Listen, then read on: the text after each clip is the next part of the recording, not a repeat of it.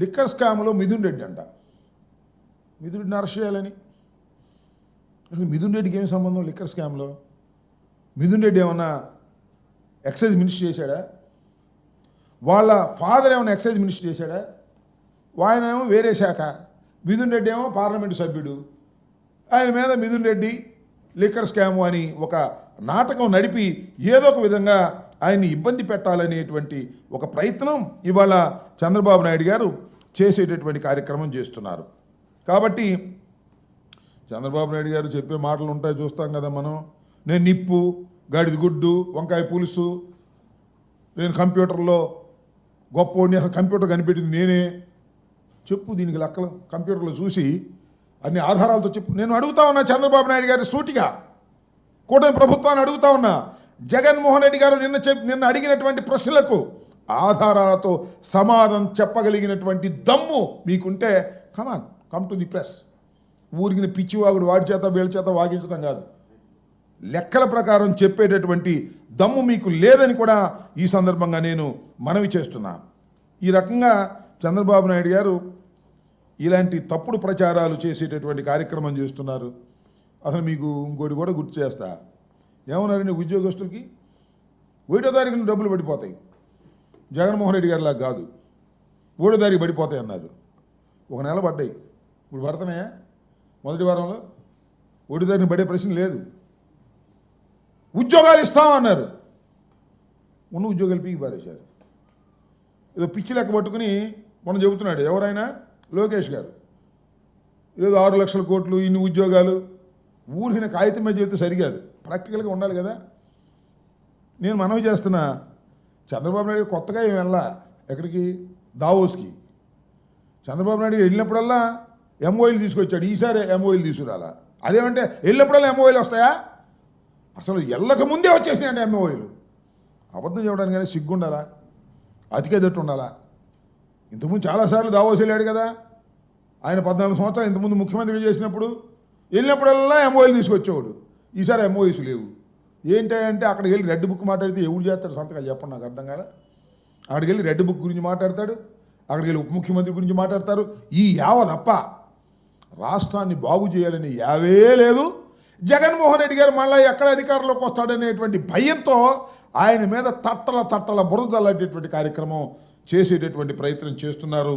ఇది చాలా దుర్మార్గమైనటువంటి విషయం. నేను ఇవాళ కూడా చెప్తూ ఉన్నా, కూటమి ప్రభుత్వానికి, చంద్రబాబు నాయుడు గారికి, వాళ్ళ అబ్బాయికి మీ దగ్గర సిన్సియారిటీ ఉంటే, చిత్తశుద్ధి ఉంటే, ప్రతిపక్ష నాయకుడు మాజీ ముఖ్యమంత్రి జగన్మోహన్ రెడ్డి గారు అడిగినటువంటి ప్రశ్నలకు సూటిగా ఆధారాలతో సమాధానం చెప్పి మీ ఇష్టం వచ్చినట్టు చెత్త మాట్లాడుకోండి, మాకు అభ్యంతరం లేదు. చెత్త తప్ప ఏం మాట్లాడలే మీరు. మిగిలిన చెత్త మాట్లాడితే మీకు తప్పనిసరిగా గుణపాఠం వస్తుంది. మళ్ళీ మిమ్మల్ని చిత్తుగా ప్రజలు ఓడిస్తారు. మీరేదో మేము బ్రహ్మాండమైన స్ట్రైక్ రేట్తో వచ్చాము, జగన్మోహన్ రెడ్డి గారిని 11 సీట్లకు పడగొట్టాము అనేటువంటి ఒక అహంభావంతో ఏమీ చేయకపోయినా ప్రజలు మాకు ఇస్తారు, అమలు చేయకపోయిన హామీలను ప్రజలు మాకు తిరిగి ఇలా కొనసాగిస్తారు అనుకునేటువంటి ఒక అహంభావంతో మీరు ఇవాళ ప్రవర్తన చేస్తున్నారు. ఇది సరైనటువంటి విధానం కాదు. మీరు ఎప్పుడు అసత్యాలను వండి వార్చేటటువంటి కార్యక్రమంలోనే మీరున్నారు. మీ రాజకీయ బ్రతుకంతా కూడా అసత్యాలు, అన్యాయాలు, అక్రమాల మీదే నిర్మించుకున్నారు. అది శాశ్వతం కాదని కూడా ఈ సందర్భంగా నేను మీ ద్వారా వారికి తెలియపరుస్తున్నాను. మరొకసారి చెప్తున్నాను, జగన్మోహన్ రెడ్డి గారి మీద ఊరికినే మైక్ దొరికింది కదా అని ప్రెస్ మీట్లు పెట్టి ఇష్టం వచ్చినట్టుగా మాట్లాడటం కాదు. సూటిగా సమాధానం చెప్పే దమ్ముందో లేదో తెలుసుకోండి. జగన్మోహన్ రెడ్డి గారు నిన్న సుదీర్ఘంగా అనేక విషయాల మీద చక్కగా వివరణ ఇచ్చారు, కొన్ని ప్రశ్నలు అడిగారు. ఆ ప్రశ్నలకు దమ్ముంటే సమాధానం చెప్పండి, లేకపోతే మీ పని మీరు చూసుకోండి తప్ప ఏదో చెత్తవాగుడు వాగే కార్యక్రమం దయచేసి ఆ మంత్రివర్గ సభ్యులకి, కారు కూతలు కూస్తున్నటువంటి వ్యక్తులకి కూడా మీ ద్వారా వారికి చెప్పదలుచుకున్నాను.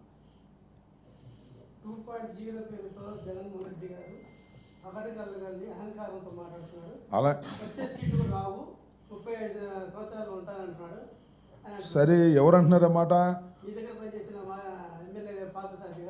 అంటే మా దగ్గర పనిచేసిన పార్థసారథి గారు అక్కడికి వెళ్ళి మాట్లాడి ఎక్కువ మార్కులు కాజేయాలని చూస్తున్నాడేమో. ఆయనకి ఎన్నో ర్యాంక్ ఇచ్చారయ్యా, 24 అనుకుంటా. కింద నుంచి సెకండ్ ఇచ్చారు ఆయనకి. ఒకటయ్యా, ఇక్కడి నుంచి వెళ్ళిన కొద్దిగా ఓవర్ యాక్షన్ చేయకపోతే చంద్రబాబు నమ్మడు, అందువల్ల చెప్తున్నాడేమో బహుశా నేను అనుకుంటున్నట్టని. అందువల్ల జగన్మోహన్ రెడ్డి గారు ఏది చెప్పినా చాలా స్టడీ చేసి చెప్తారు. చెప్పింది ప్రతి మాట నెరవేర్చుకున్నాడు, ఆల్మోస్ట్ ఆల్ 99%. చంద్రబాబు చెప్పింది ఏది నెరవేర్చలేదు, నెరవేర్చే స్వభావం కాదు. సూపర్ 6 అన్నాడు, సూపర్గా చీట్ చేసి పారేశాడు ప్రజల్ని.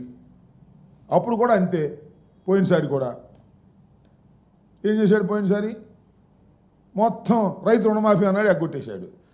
చంద్రబాబుకు అలవాటు అయిపోయింది. ఈసారి ఇక చంద్రబాబుని ప్రజలు నమ్మే పరిస్థితి లేదని నేను నమ్ముతున్నా.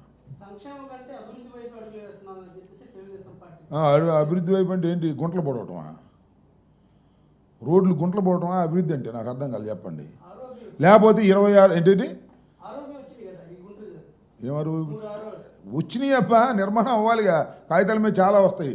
సెంట్రల్ గవర్నమెంట్ ఆర్ఓబీలు అంటే సెంట్రల్ గవర్నమెంట్ స్టేట్ గవర్నమెంట్ కలిపి చేసే క్రమంలో వస్తాయి. అవి కాదు నేనేది. 26,000 కోట్లు తీసుకొచ్చి అమరావతిని అభివృద్ధి చేస్తా అంట. 26,000 కోట్లు అప్పు తీసుకొచ్చి, విన్నావా? 26,000 కోట్ల రూపాయలు అప్పు తీసుకొచ్చి రాజధానిని నిర్మిస్తారంట. ఏమో నాకు అర్థం కాల. అసెంబ్లీ లేదు, సెక్రటేరియట్ లేదు, హైకోర్టు లేదు, అన్నీ తాత్కాలికం. మళ్ళా 26,000 కోట్ల రూపాయలు అప్పు పెట్టుకున్నారు. సెంట్రల్ గవర్నమెంట్ గ్యారంటీ ఇచ్చింది. డబ్బులు రిలీజ్ అయిన తర్వాత శ్రీమద్ రమారమణ గోవిందో సగం తినేస్తారు అంతే. ఇది జరిగే విషయం. మరి ఎన్నిటికి కూడా గ్యారంటీ ఇచ్చాడు ఇంకో ఆయన. ఈ సూపర్ 6కి, హామీలకి, అన్నిటికీ ఆయన జ్వరం వచ్చి పడుకున్నాట. మరి ఏంటో మంత్రివర్గానికి కూడా రాల. గ్యారంటీ ఇచ్చిన ఆయన, గ్యారంటీ సంతకం పెట్టిన ఆయన అసలు మాట్లాడట్లా. నిన్న క్యాబినెట్ మీటింగ్ కూడా రాలా. అదేంటంటే ఆయనకి వెన్నుపూసలు నొప్పిగా ఉంది, జ్వరం ఉన్నారు. నిజమేమో నాకు తెలియదు. కానీ ఇది రాష్ట్రం ఉన్న పరిస్థితి. రాష్ట్రం అధ్వానంగా తయారవుతుంది. ఇచ్చిన హామీలు నెరవేర్చడం లేదు. అభివృద్ధి మాత్రం ఈనాడు ఫ్రంట్ పేజీలో ఉంటుంది, లేదా ఆంధ్రజ్యోతి మొత్తం టోటల్ పేజీలో ఉంటుంది. ప్రాక్టికల్గా మాత్రం జీరో అభివృద్ధి, సంక్షేమం ఎగ్గొట్టాడు. ఇది జరిగినటువంటి విషయం. ఓకే,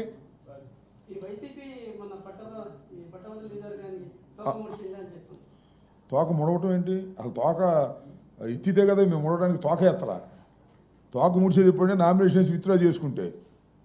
మేము ముందే ప్రకటించాం కదా, 2 నెలల క్రితమే ప్రకటించాం, మేము we are not going to contest అని. ఓడిపోతామనో గెలుస్తామనో మా స్ట్రాటజీలు మాకున్నాయి. ఎమ్మెల్సీలు పోటీ చేయకూడదు నిర్ణయించుకున్నాం, అది మా హక్కు. That's all. మేము తోక ముడిసామో తోక లేపామో, ఎవరు చెప్పారు తోక ముడిసామని? ఏమండి, ఎవరు చెప్పింది? ఎవరు? చంద్రబాబా, పవన్ కళ్యాణా, లోకేషా? ఏంది?